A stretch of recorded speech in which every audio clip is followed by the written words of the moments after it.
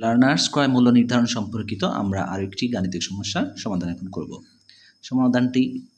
সমস্যাটি এরকম: একজন বিক্রেতা একটি শার্ট 480 টাকায় বিক্রি করে 20% লাভ করলো, তাহলে ক্রয় মূল্য কত?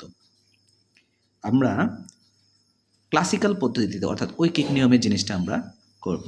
তার মানে এইখানে দেওয়া আছে 20% লাভ। 20% লাভ কথাটার অর্থ কী? তার মানে আমি যদি কোনো জিনিস এর ক্রয় মূল্য যদি আমার থাকে 100 টাকা, তাহলে বিক্রয় মূল্য হবে 100 যোগ 20, তার মানে 120 টাকা। তাহলে আমার এইখানে দেখতে হবে যে টার্মসটা বিক্রয় মূল্য আর ক্রয় মূল্য, এই দুইটা টার্মস দেওয়া আছে। এখন আমরা লক্ষ্য করব যে আমাদের নির্ধারণ করতে বলছে কি ক্রয় মূল্য, তাহলে আমরা লিখব এইভাবে। যেহেতু আমার এইখানে দেওয়া আছে বিক্রয় মূল্য আর বের করতে হবে ক্রয় মূল্য, তাহলে আমি এই আনুপাতিক থেকেই আমরা বের করতে পারি যে বিক্রয় মূল্য 120 টাকা হলে বিক্রয় মূল্য 120 টাকা হলে ক্রয় মূল্য কত? ক্রয় মূল্য 100 টাকা।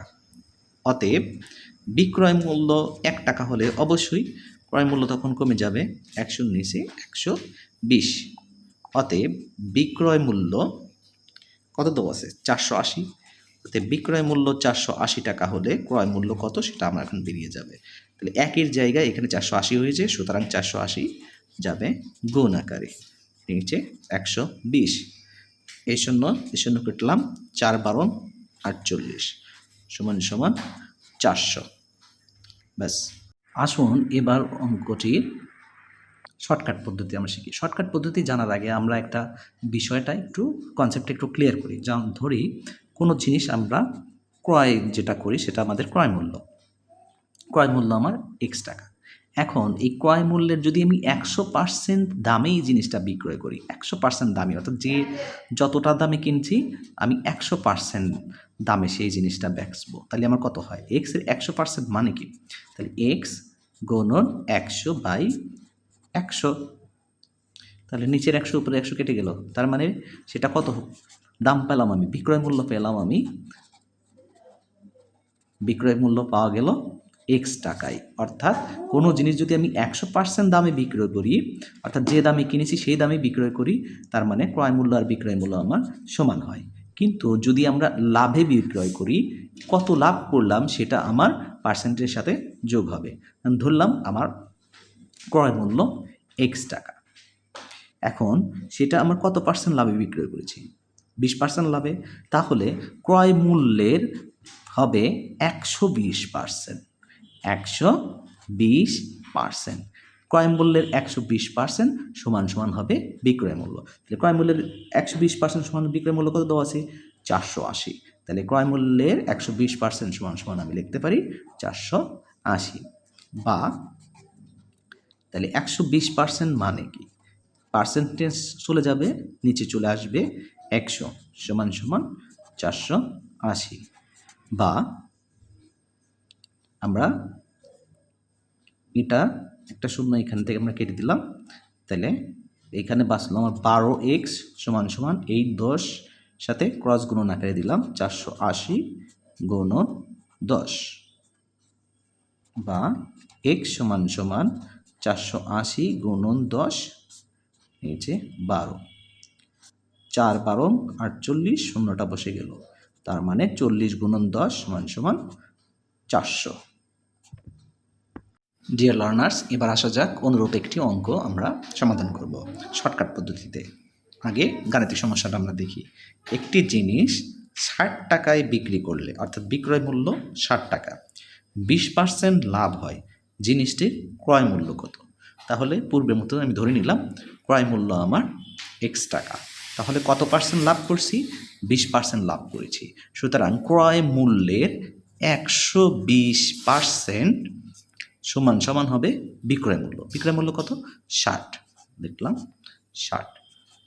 বা X গুণন 120% উঠে গেলে নিচে আসবে 100 সমান সমান 60। বা আমি এই শূন্য কেটে দিলাম, তাহলে উপরে 12x থাকলো, আর নিচের 10-এর সাথে এটা ক্রস গুণন আকারে চলে গেল। তাহলে 60 গুণন 10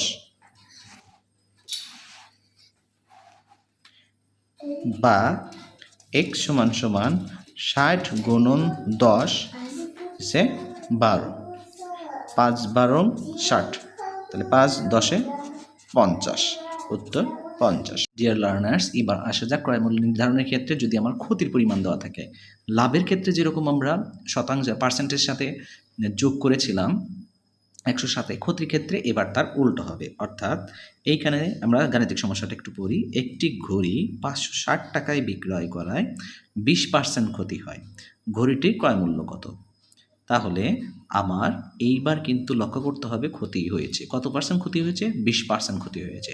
তাহলে আমার যদি ক্রয় মূল্য হয় এক্স, তাহলে 20% আমার লস গেলে তাহলে ক্রয় মূল্যের বাঁচবে 80%। তাহলে ক্রয় মূল্যের 80% সমান সমান হবে বিক্রয় মূল্য 560, বা এক্স গুণন 80% উল্টে গেলে নিচে আসবে 100 ডিভাইডেড বাই 560, 100 কেটে দিলাম, বা 8x সমান সমান 560 গুণন এই 10 দিয়ে কোণাকুণি গুণন, বা x সমান সমান 560 গুণন 10 নিচে 8, 7-8 56, 0টা চলে গেল করে, তাহলে 70 গুণন 10 সমান সমান 700, ক্রয় মূল্য 700 টাকা। আর আসা যাক অনুরূপ একটি গাণিতিক সমস্যা সমাধানের ক্ষেত্রে। একটি খেলনা গাড়ি 270 টাকায় বিক্রি করাতে ক্রয় মূল্যের উপর 10% ক্ষতি হলে ক্রয় মূল্য কত? তাহলে এবার ক্ষতির পরিমাণ কত? 10%, অর্থাৎ ক্রয় মূল্যের 100%-এর থেকে যদি আমার 10% চলে যায় তাহলে 90%, অর্থাৎ ক্রয় মূল্যের 90% দামে আমি জিনিসটা বিক্রয় করেছি। তাহলে এক্স এর 90% সমান সমান বিক্রয় মূল্য 270 টাকা, বা এক্স পার্সেন্টেজ উঠে গেলে নিচে আসবে 100 সমান সমান 270, বা 90x সমান সমান এই নিচেরটার সাথে এটা কোণাকুণি গুণন 270 গুণন 100, বা x সমান সমান 270 গুণন 100 হচ্ছে 90, এই 0 কাটলাম, 9 দিয়ে 87 কাটলাম, 3-9 27, 3 গুণন 100 সমান সমান 300, উত্তর।